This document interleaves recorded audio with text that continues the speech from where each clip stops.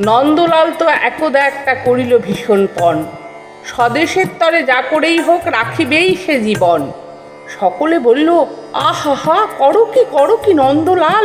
নন্দ বলিল, বসিয়া বসিয়া রহিব কি চিরকাল?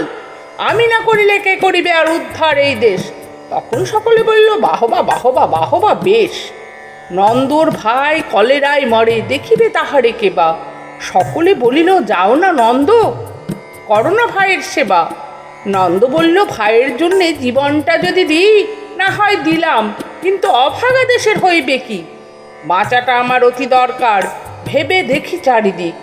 তখন সকলে বলল, হাঁ হাঁ হাঁ, তা বটে ঠিক।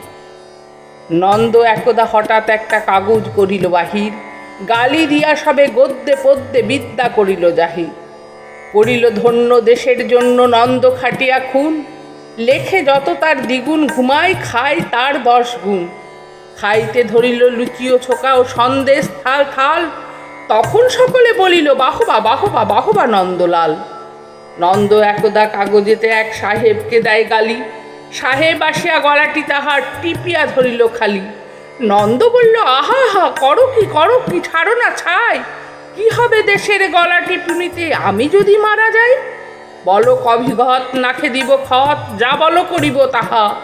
তখন সকলে বলিল, বাহবা বাহবা বাহবা বাহা। নন্দ বাড়ির হতো না বাহির, কোথা কি ঘটে কি জানি, চড়িত না গাড়ি, কি জানি কখন উল্টায় গাড়িখানি। নৌকা ভীষণ ডুবিছে ভীষণ, রেলে কলিশন হয়, হাঁটিতে সর্প কুকুর আর গাড়ি চাপা পড়া ভয়। তাই শুয়ে শুয়ে কষ্টে বাঁচিয়ে রহিল নন্দলাল। সকলে বলল, ভেলারে নন্দ, বেঁচে থাক চিরকাল।